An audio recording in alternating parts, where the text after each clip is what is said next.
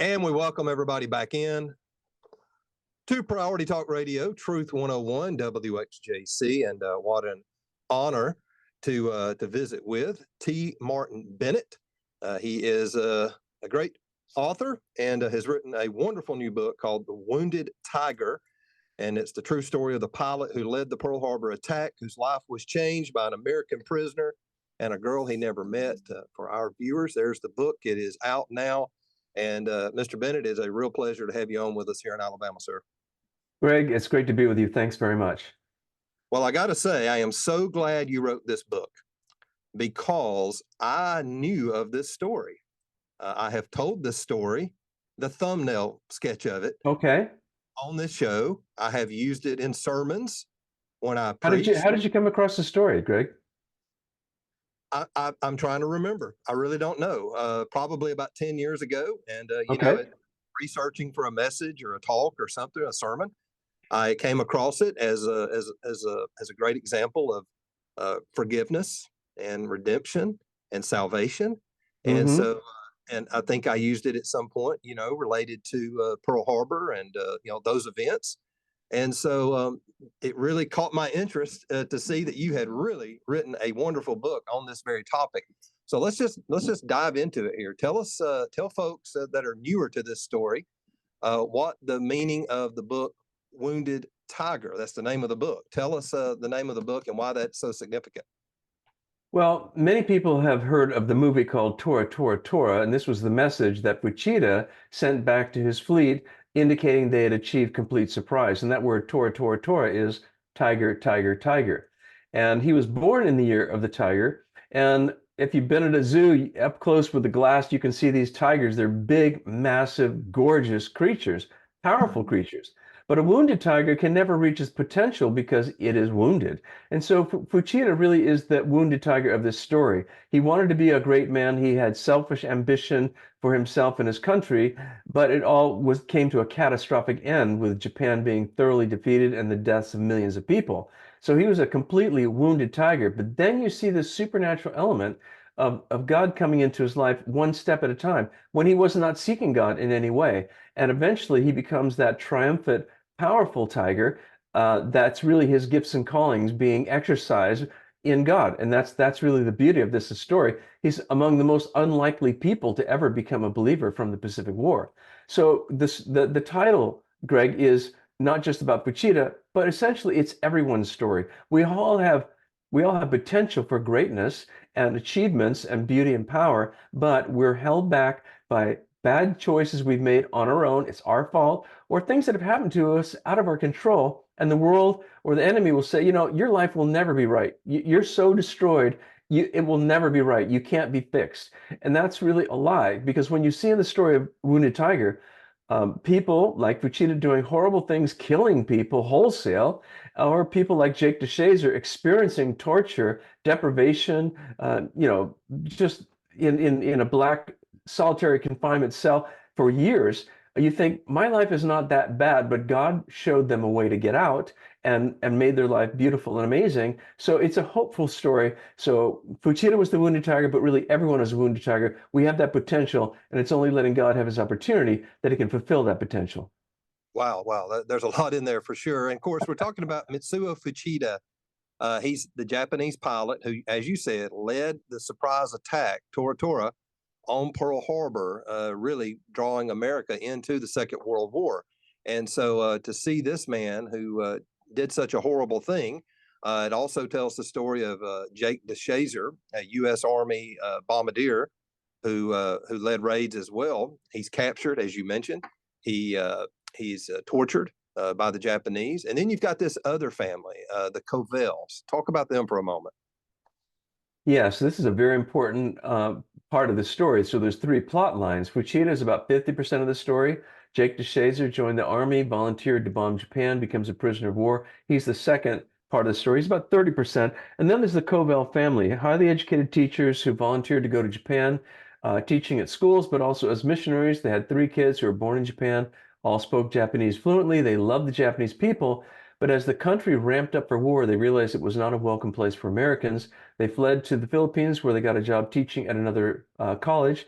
and then they sent their children back to the United States to continue their education.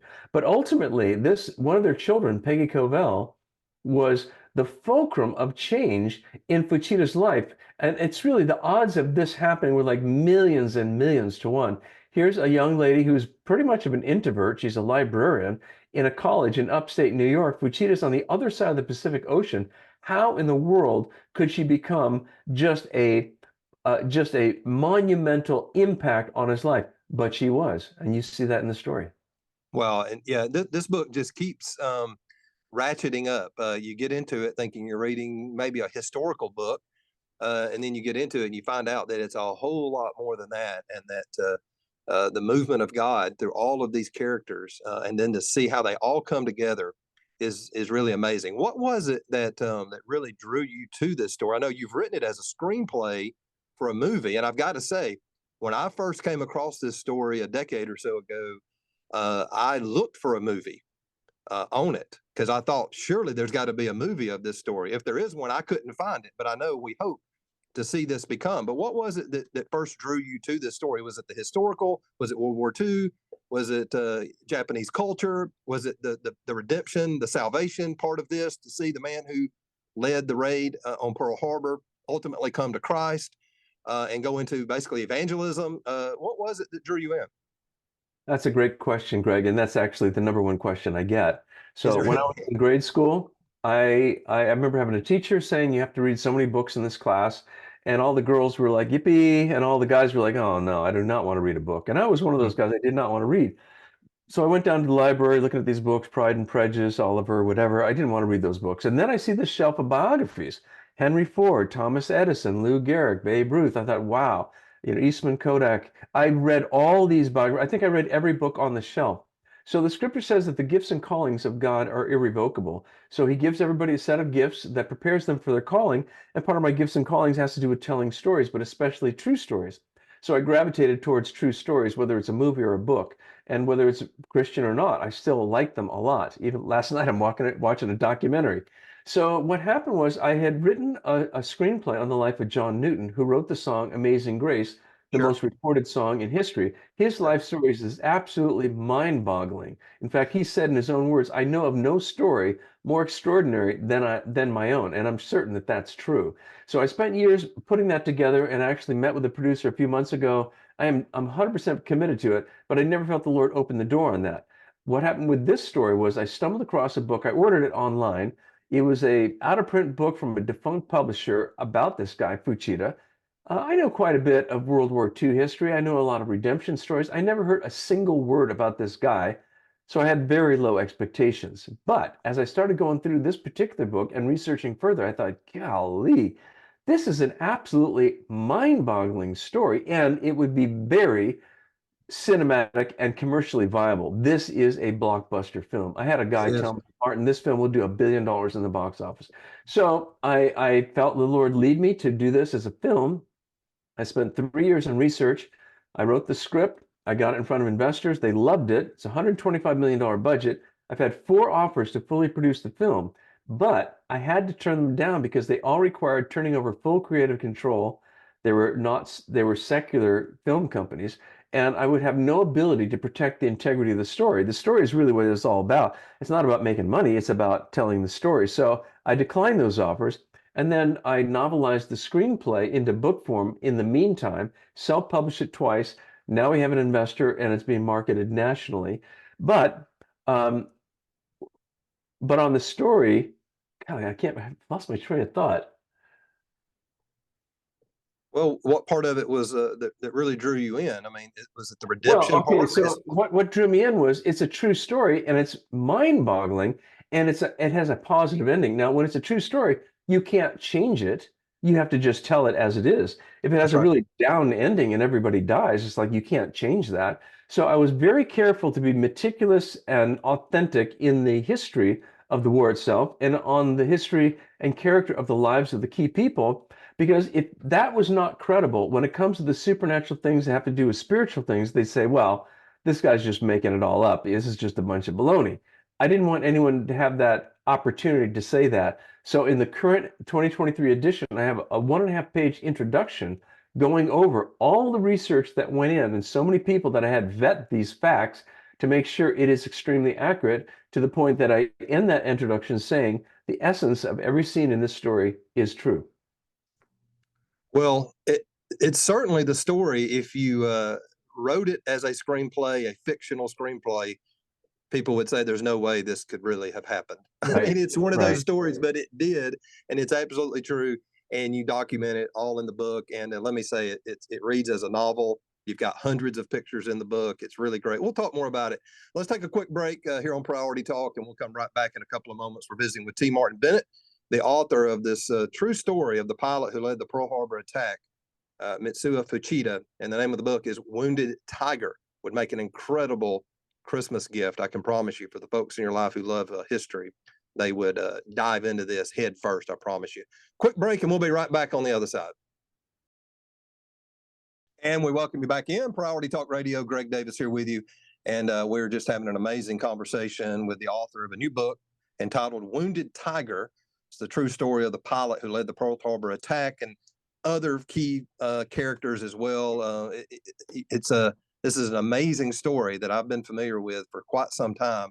And to be able to dig in and read more and more of it, Mr. Bennett, that you've documented, is just absolutely amazing. We do hope it makes it to the film, to the big screen, because it will be a blockbuster. I have no doubt about that. The book is available. Yeah, okay, go ahead, keep going. No, I was going to say the book is available, Wounded Tiger, and tell folks how they can best get the book. What's your preference? If you go to woundedtiger.com, you can read the first chapters free. Don't take my word for it. I'm the author. Maybe you'll trust Greg, but you can read the first chapters for free at woundedtiger.com, and there's a link to buy it on Amazon. And I think, I remember being asked by a distribution company saying, what's your return rate on these books? What should we project? And I said, I've never had a book returned, never. I've never had a book returned. And that's honest. I never really thought about it, but that's the truth. Once people start reading it, they really get into it. I've had dozens say it was the best story they'd ever read. If you look at the reviews on Amazon right now, you'll see one person said, this may be the most extraordinary story I've ever read. So you can take their word for it. This is something that will really, it will surprise you. Well, it certainly will. The story of Fuchida, DeShazer, and Peggy Covell, multiple continents through a world war, a lifetime of living, and then we don't want to give it all away because you want to read this and let it unveil itself for you in the book. But the way it comes together is unbelievable. It is a God story. There's no doubt about that. If you've got someone in your life who loves history, they love World War II, maybe they're nominal toward God or the power of God or the existence of God, boy, I'd put this book in their hands and let them dig into it. And I'll tell you, Arden, before I scheduled the interview, when I got I'm like you about the movie, making the movie. When I got the book, I said, I know this story. And I said, but let me look at it really close, because I wanted to make sure the author actually told the faith story, the salvation story, and not just the war story. You know what I'm saying? I made sure of that before I went ahead with the interview. You couldn't leave that out, and I'm so glad to know that you're not willing to see that, take a chance on that being left out of the movie as well. Yeah, so a couple of things about the book is the majority of these readers are women. So it's a character-driven story. So Unbroken was very successful. It was about the war, but it's really a character-driven story. So Wounded Tiger is a character-driven story. You have Fuchida, you have Jake DeShazer, you have the Covell family, and really the fulcrum of change is a young lady. So it's not really about bombs, planes, and ships, although we do cover some history. It's about people and what happens and how their lives change, which is really fascinating. So another thing on the film side, I thought you'd like to know if I've not mentioned it before. The producer of Hacksaw Ridge contacted me a couple of years ago asking what was going on with the film. I told him, I turned down offers because I didn't want to give up creative control. He said, Martin, forget about the film. Get the book to the top of the charts. That's when the investors will come to you. You own the intellectual property. They have to come to you. And then you'll still retain creative control and get this thing done the way you want. So that's why we're doing this campaign. We did have an investor come in, so we can do this national campaign. But we're also cultivating investors. So I was called few weeks ago by an attorney who said, Martin, send me executive summary. I have a billionaire who I think would be interested in this project. So I'm confident 100% the Lord is in this story. The film will be done, and it will change lives. It's a catalyst to tell people that God is real, that he acts in people's lives, even people who are not seeking him at all, like Fuchida. It was the Lord chasing him, or as one author put it years ago, decades, centuries ago, the hound of heaven. And that's what he was to Fuchida. He chased him down and brought him in. Well, I want to go into so much more of the details, but there's too many, and we want to we want to leave room for people to read the book and be able to see this unfold before them on their own. Out of these characters, though, these three that we keep mentioning, Fuchida, DeShazer, and then Peggy Covell.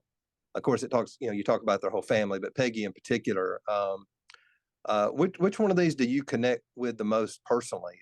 Which one sort of? I've been asked that several times, and to be very honest, I really like them all. I connect with them all. Of course, I'm the author telling the story, but I tell you something that I don't often share is that even when I'm going back to edit this and I start reading it, it does bring me to tears when I look at what happened, what God did in these people's lives. I'm thinking, this is absolutely astounding. This is astounding what has happened here. And I think, how did this even happen? The odds were millions to one. There's one event that I'll mention. This is a small, tiny giveaway, but when Jake DeShazer had bombed Japan, he's flying in this B-25 bomber. They're running out of fuel. They open a hatch in the floor. They're gonna have to just bail out over occupied Japan, excuse me, China, and they're probably gonna get captured by the Japanese. So Jake DeShazer says, "Well, this is the way I've lived my life. This is the way I'm gonna die. I'm not ready, but whatever." Jumps out of this plane in the middle of the night in a rainstorm, not knowing where he's going to go. And many people, or a handful of people, did die that night. So after he jumps through his airplane across the Pacific Ocean in Oregon, his mom wakes up, elbows her husband, and says, "Hey, I feel like I'm falling through the air. I need to pray for Jake." And she gets on her knees and starts praying for her son that God would spare his life. Now, I read this in an article called "I Am the Praying Mother of Jake DeShazer," and part of me was like, that's cool. I'm not so sure that happened. How could it be nighttime in China and nighttime in Oregon at the same time? So I looked it up on Google Earth at that same date and time, and it checked out. And then I did it again. And then I did it a third time because I thought, I don't want people saying, "Martin, this is not possible. Here's the proof." I don't want that to happen. So the fact is, this really, really did happen. And there's many other things just like that are beyond coincidence. Wow. Well, this book from the faith angle is a slam dunk. All right, folks. Let me just tell you, you're talking about the man who led the Pearl Harbor attack and his coming to Christ, and you've just got to understand how it came together by reading the book. What about introducing and really making somewhat, I guess you could say, sympathetic, but making more famous the man who led the raid on Pearl Harbor, a horrible day, one of the top Yeah. So three or this is four a days, fantastic, of yeah. infamy Yeah, in Greg, America. How have America? Was there any resistance to how Americans might react? well, let me tell you this. When I got on the track of this story, I knew it was a cinematic story and that it would work really, really well. But the world's number one authority on Fuchida, who'd written many books on Pearl Harbor and the Pacific War, and who knew Fuchida personally, was a man named Donald Goldstein, a professor at the University of Pittsburgh. So I asked if I could meet with him in person, and I had a list of questions I want to ask him. So I'm sitting there with him, and my son and daughter were there as well. And he says, "Martin, no one wants to watch a movie about the guy who led the Pearl Harbor attack, a day that will live in infamy. And here is the villain leading the attack of a day that will live in infamy. No one's going to watch this movie." And he was like, I'm trying to prevent you from wasting your time." And I thought, okay, so then I started asking him questions. And when I started asking him questions, it was funny because he shifted gears into the professor mode. And he said, "You know what, Martin? That is a really good question." So he answered my question. I answered the next one, the next one. We talked for about an hour. At the end, he said, "Martin, I will do anything to help you do this film. You're the first person who's come in here who really understands what this is all about." And I remember later my son saying, "Dad, how did you do that?" I said, "Do what?" He said, "When you came in there, he was saying, no way you can do a movie about the villain who led the attack, a day will live in infamy." I said, "I don't know. I just talked to him, but he trusted me and we became good friends. He has since passed away, but I have his endorsement, which we put on the back of the book." Donald Well, Goldstein. wow, amazing. And you also have the Fuchida's daughter has endorsed the book as well. Yes, yeah, that was really an incredible thing. So I am not Japanese. I don't speak Japanese. I don't know much about Japanese history and culture, at least at the time. I spent years studying a lot of history and culture and these people's lives so that I could honestly and accurately tell the story. But I guess, again, I'm doing the best I can, Greg. I don't know for sure if I'm there. So we gave the book to Miyako Fuchida, who lives in the San Francisco area, and she had it for several months, and I was not panicking, but I was a little bit concerned, you know. So if she came back saying, Martin, you got this all wrong, this is just not right, I don't know what I would have done because I've done everything I know to get the story right. But instead, she said, I could feel my father's spirit as I read this book. Congratulations, you did a fantastic job. She sent me like 5 pages of handwritten notes. She's all in 100%. So I was super relieved that we presented Fuchida in an accurate way that even his daughter was satisfied with. Well, that means a lot. It does. Uh, how did you go about? And I'll let you go. How did you go about getting all the pictures? Because how many pictures are in the book? Hundreds. There's over 300 photos, letters, documents, Yeah. maps, and everything in this story. One of my sons said, Dad, you got to put pictures in it. More and more and more pictures. I said, Tyler, this is not easy to get these pictures. It's very difficult. So some are online that are easy to get. They're in the public domain, but others are very difficult. So I went to the University of Maryland. I went to the University of Pittsburgh. I went to Stanford, which has Fuchida's son's collection. Yeah, you can see it right there. That's very typical. Yeah. And what it does to the story is it engages you in the story to the point of, I've had many people say when they read the book, they felt like they were there when these things were happening because I could see it all. That's why we put the pictures in. Well, it really does add to it. And I like that you wrote in short chapters. A lot of times these historical books, the chapters, boy, they go, they can be very long.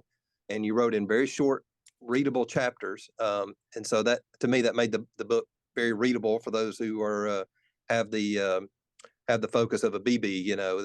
That really helps us to stay with it. Oh yeah, I've had people tell me, Martin, I've not read a book in 10 years. I read this book front to back twice. I mean, it is a page turner. The chapters are short. It's very engaging and it's compelling. I've had actually many people read the entire book in a single sitting. One guy told me he read it 7 times. Well, I can see that. The book looks very big, when you get it, but when you figure all the pictures and documents that are included, it's still a good read. You certainly get your money's worth, but it's not like it's all text, all copy in the book. There's a lot in there to see and to look at. T. Martin Bennett, fabulous job, my friend, and I'm all on board, hoping to see this. You're confident that it will become a feature film. I think it will be huge. Listen, my folks that listen to me are ministry-minded type people. All right, that's my audience. This is an outreach tool. Let me tell you that. Use this book to reach men and women, okay, both, with the gospel. The gospel is right here in this book, in this story, through these characters. Simple obedience, and God finding you, whether you were looking for Him or not, as you said, the Hound of Heaven. It's all in there. You could use this. It's not a Bible study book, but the gospel message is there, and you see lives transformed. Yeah, so what I tried to do, Greg, is just let the story speak for itself. I don't there's no contrived scenes in here. There's no No, what we call the Pastor Bob scene. There's no beams of light with the voice of an angel. It's just like the raw, gritty what happens in a person's life, and it's authentic. I've had people who are not religious in any way, shape, or form, even anti-religious, they read the book and tell me with tears in their eyes, this really impacted me deeply. And I've seen this over and over and over. So this is not a religious story for religious people. It's a story, it's a character-driven story about people going from hatred to love. And if that happens for any reason, most people will say that's a good thing. absolutely, and it's all in there. T. Martin Bennett, thank you so much for your time. Wonderful book, and I'm just in it myself and just learning more of these details of a story that I was already familiar with. And I can't wait to see it up on the screen, hopefully in a couple of years. I know it takes a little time, maybe within a few years. We'll see it there and we'll have you back on at that time, my friend. Thank you, Martin. We sure do appreciate you. Greg, thank you. Thank you very much for having me and see you at the movies. Absolutely. God bless.